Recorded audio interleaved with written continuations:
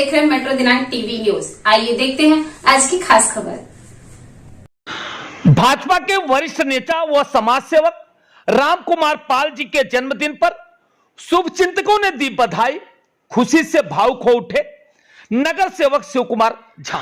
मुंबई महाराष्ट्र क्या भारत देश के कोने कोने में धर्म कर्म पूजा पाठ महायज्ञ के अलावा गरीब बहन बेटियों की शादी कराने, श्रीमद् भागवत कथा और श्री राम कथा कराने वाले वरिष्ठ समाज सेवक व प्रधानमंत्री आत्मनिर्भर भारत अभियान संगठन के राष्ट्रीय कार्यकारिणी अध्यक्ष राम कुमार पाल जी के जन्मदिन के शुभ अवसर पर भारी संख्या में शुभचिंतकों ने दी बधाई।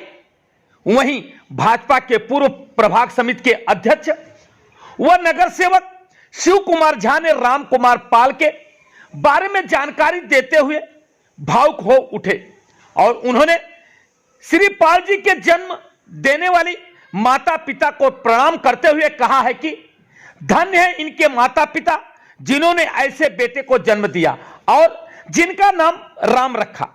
जैसा नाम वैसा काम करके सबके दिल में राज करने वाले राम हैं, जिन्होंने अपने जन्मदिन के पहले ही अयोध्या के श्री राम लला के महात्यागी श्री परशुराम दास जी एवं ट्रस्टी चंपक राय जी की विशेष कृपा से आत्मनिर्भर भारत अभियान के सफल बनाने के लिए श्री राम लला अयोध्या अगरबत्ती बनवाने और भारत देश के प्रसिद्ध मंदिरों तक पहुंचाने का काम किया है, जिसकी सराहना चारों ओर हो रही है।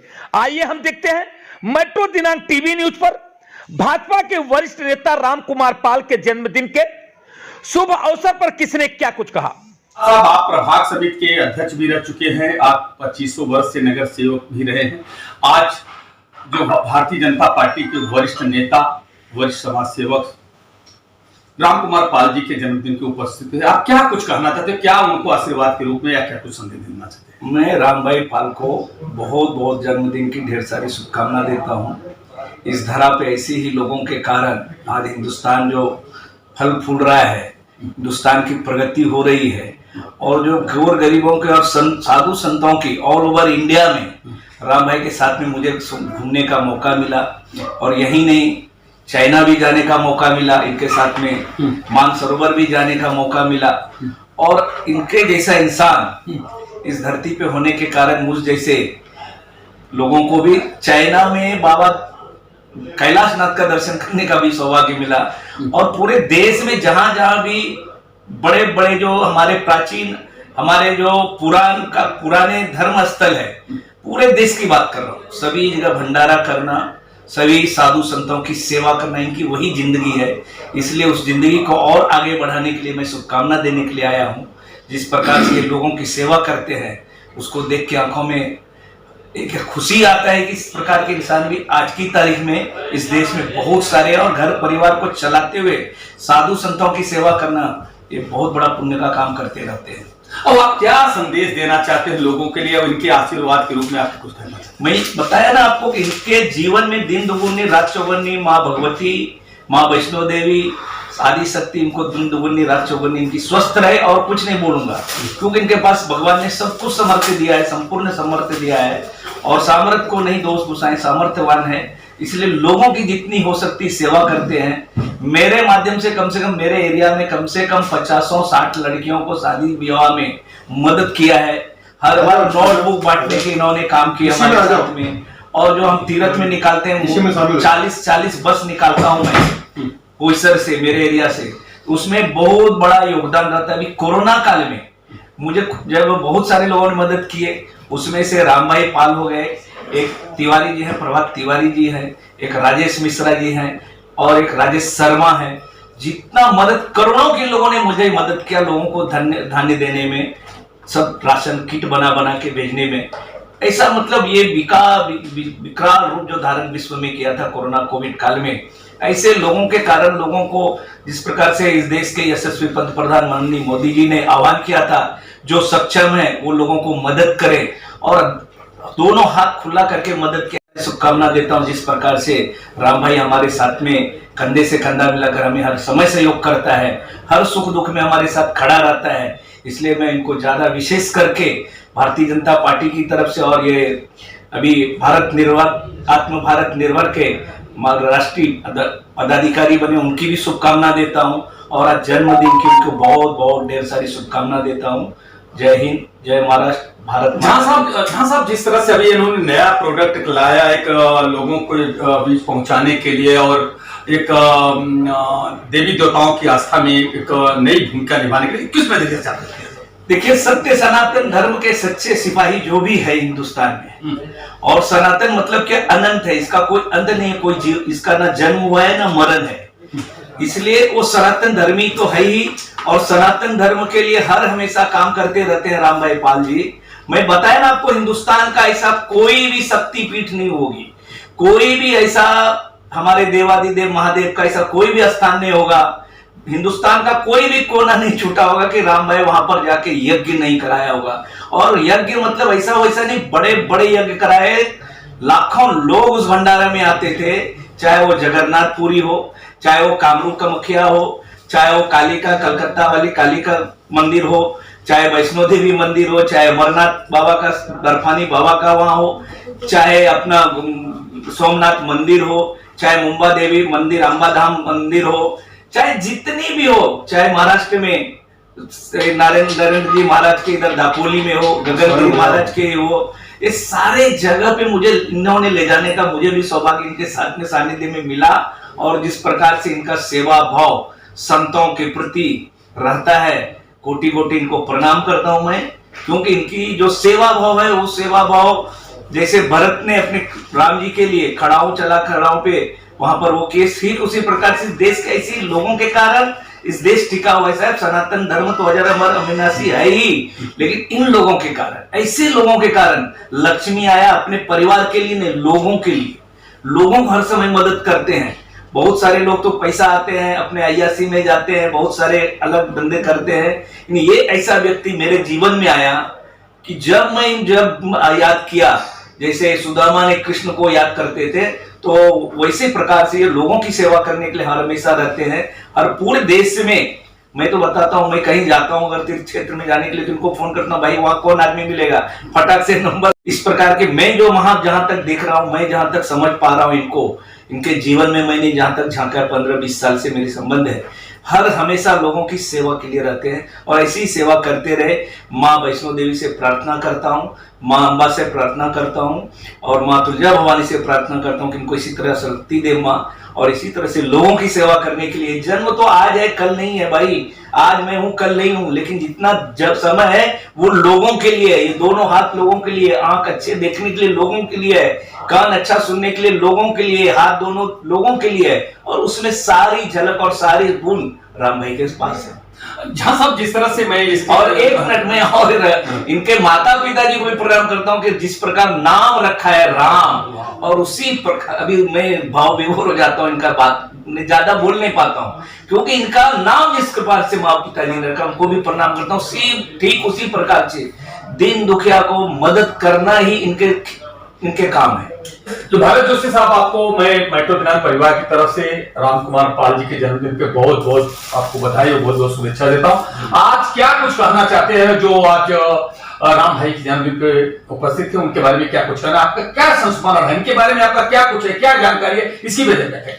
जी, सबसे पहले जय श्री राम की घोषणा करूंगा क्योंकि राम भाई का भी उसमें स्मरण आ जाता है और हमारे मर्यादा पुरुषोत्तम श्री राम जी का भी एक उनका भी नाम आ जाता है। तो कलयुग में तो कोई पुरुषोत्तम नहीं हो सकता है, फिर भी उनको आदर्श मानते हुए, प्रेरणा स्रोत मानते हुए राम भाई जो मानव कल्याण, पशु कल्याण और संस्कृति जतन का जो काम कर रहे हैं और हमारे जैसे जो छोटे कार्यकर्ता को प्रेरणा दे रहे, कभी भी तन मन धन से आगे लाने का काम कर रहे हैं। मेरे को लग रहा है यहाँ पे सैकड़ों कॉर्पोरेटर हो गए या एमएलए हो गए या एमपी हो गए जिनका प्रत्यक्ष राम भाई का योगदान होगा या अप्रत्यक्ष भी, डायरेक्ट भी होगा।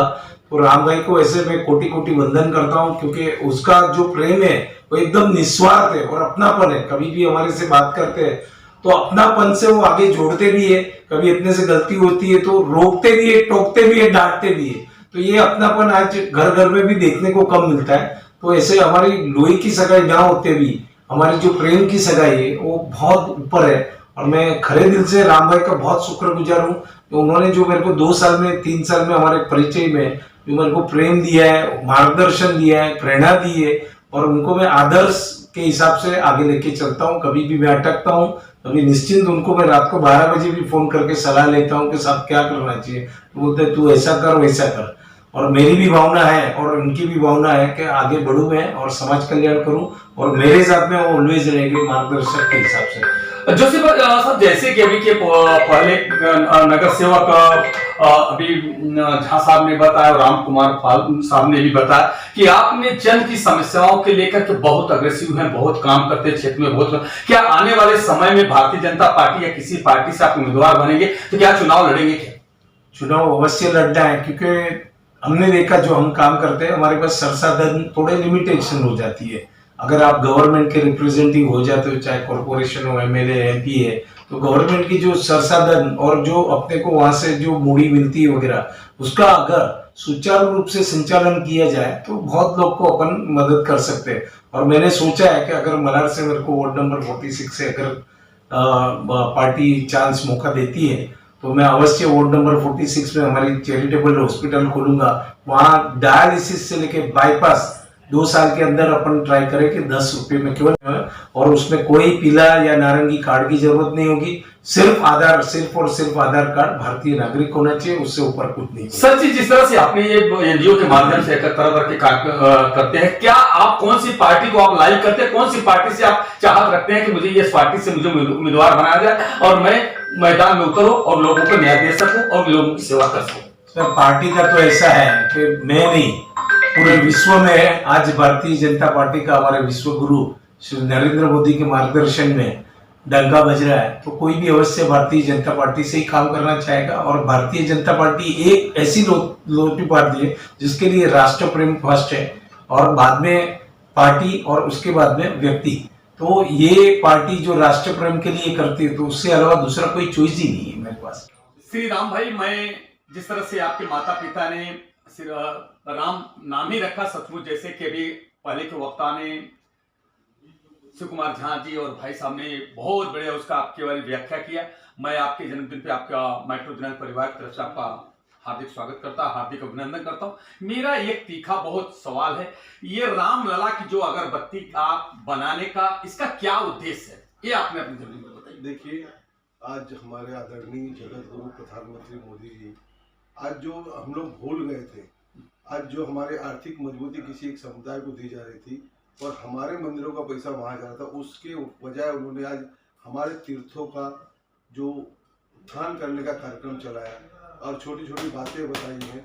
और जैसे गौ सेवा करना, इंसान को बर्थडे मनाना तो गौशाला में जाए, होटल में न जाए, ऐसी कुछ परंपराएं थी। उसमें मैंने एक छोटा सा आत्मनिर्भर प्रयास किया, क्योंकि मैं प्रधानमंत्री आत्मनिर्भर भारत का कार्यकारिणी अध्यक्ष हूँ। तो इसके लिए मैंने आज अयोध्या में 1 महीने से ये मेरी रामलला अयोध्या अगरबत्ती चल रही है। यही अगरबत्ती जगन्नाथपुरी भी गई है, यही अगरबत्ती रामेश्वरम भी गई है, काफ़ी लोगों ने सराहा है। लेकिन एक प्रयास है कि आप भी अपना ऐसा कुछ कर अपना भला कर सकते हैं। जन्मदिन में केक नहीं काटे, अपने हाथ से रवा बनाए, अपने हाथ से फल चढ़ाए, लड्डू चढ़ाए हनुमान जी को, और वो आप उसको बर्थडे मनाएं। पुरानी संस्कृति में अब लोगों को लाना है और आना ही होगा। आज बताओ कि इस हमारे भारत में लाखों मस्जिद है, उनके कार्यक्रम के लिए हम लोग तो कभी कुछ करते नहीं, लेकिन हमें एक कार्यक्रम करना पड़े तो पुलिस का बंदोबस्त क्यों? एक सवाल है, ये सोचना चाहिए लोगों को। उनकी सुरक्षा में हम रहते हैं तो उनका धर्म नहीं बनता कि हमारी सुरक्षा में वो आए। आज जो हमारे भारत में आज संकट चल रहा है, ये हमारे भारतीय मुसलमानों से नहीं चल रहा है। और जो ये हमारे रोहिंग्याज और बांग्लादेशी रहे वो हमारे लोगों को गुमराह करें, भारतीय मुसलमानों को भी परेशान कर रहे हैं, हिंदुओं को भी परेशान कर रहे हैं। तो हमें जागना होगा, हिंदुओं को कब तक सोओगे? इतिहास तो कुंभकर्ण के सोने का था, लेकिन आज ये जनता भी सो रही है, पता नहीं कब जागेगी। जगाने के लिए प्रयास करना पड़ता है। मेरा ये जो आपके जन्मदिन में बहुत भारी संख्या में बाहर भी लोग बैठे हैं शुभेच्छा देने के लिए, कई केक आए थे, आपने केक काटने का विरोध किया कि मैं केक नहीं काटूंगा, मैं ऐसी शुभेच्छा स्वीकार करूं, इसका क्या हो सकता है इसके लिए, क्या आपने क्यों वो अंग्रेजी परंपरा है और हमारी गुरुकुल परंपरा में ऐसा कुछ भी नहीं है। इसीलिए आज जन्मदिन होता है, कुछ भी होता है, आप उसको बनाइए मठों में, मंदिरों में, गुरुकुलों में, गौ सेवा करिए। आज गौ माता का आशीर्वाद आपको लगता है, आज गौ माता के देखिए अंग्रेजों में उनके गर्दन पे हाथ फेरने से आपकी बीपी लो होती है और विदेशों में $8 फी लगती है, और हम लोग गौ को पालना, गौ को क्या खिलाना, ये हमारी जाति है और हम इसे भूल गए हैं। हमारी संस्कृति में वो केक काट रहे हैं, अगरबत्ती जलाते हैं, फूंक मारते हैं। आप जो बत्ती बुझाने के लिए फूंक मारते हैं, केक पे थूकते हो। अच्छा राम भाई, मैं एक आपके जन्मदिन से हट के मैं बात कर रहा हूँ। पिछले दिनों जैसे कि स्वामी प्रसाद मौर्य समाजवादी पार्टी के वरिष्ठ नेता ने जो अपना पवित्र ग्रंथ माना जाता है हिंदू धर्म का रामचरितमानस, उसको उन्होंने फाड़ा और फिर उनके समर्थकों ने साथ में जला, इसको किस नजरिया से आप देखते हैं? ये गलत राजनीति है, राजनीति करना उनका कैपेबिलिटी नहीं है। अब आने वाले समय में हिंदुओं को और बांट के रामचरितमानस में और ऐसी दूसरी विधाओं में और कोई एक क्लोज पकड़ कर कहना, अभी ये अगर आप पकड़ते हो तो आप ही स्वामी प्रसाद मौर्य जी और सपा से हम अनुरोध करते हैं कि कुरान की भी जो आयातें हैं उनके भी बारे में बताएं, उनके हदीस के बारे में भी बताएं। अगर उनकी अल्लाह की बुक है, अल्लाह की बुक हमारे आई है तो हम मानते हैं, लेकिन हमारे भी गीता और भागवत हमारा कुरान है, उसको मानिए, उस पर क्यों विरोध करते हो? आज एक मुस्लिम शाह जिन्होंने हिंदू धर्म अपनाया, वो उन्होंने कुरान की सारी आयतें बताई हैं। आयतों में कितना जो गजवाए हिंद उसमें लिखा गया, हमारे में तो कोई ऐसा गजवा हिंद है ही नहीं, हमारे में कोई ऐसी चीज नहीं है। राम भाई, मैं एक बागेश्वरी धाम के शास्त्री महाराज जी ने बालाजी की कृपा अपने ऊपर बताते हैं और सब लोग उनको आप क्या समर्थन करते हैं कि? जी, हमारे रामानंदी समाज जगत गुरु रामभद्राचार्य के शिष्य है और हर हिंदू संत का हम स्वागत करते हैं, उनके बातों पर हम चलने का प्रयास करते हैं और अनुरोध भी करेंगे चलें, लेकिन उनको भी कुछ सीमाओं में रह के बातें करनी चाहिए। ये भी अनुरोध रहेगा, जो हमारे 4 वेद हैं, वेद और गीता और भागवत से वो भटके न, ये मेरी अपील है।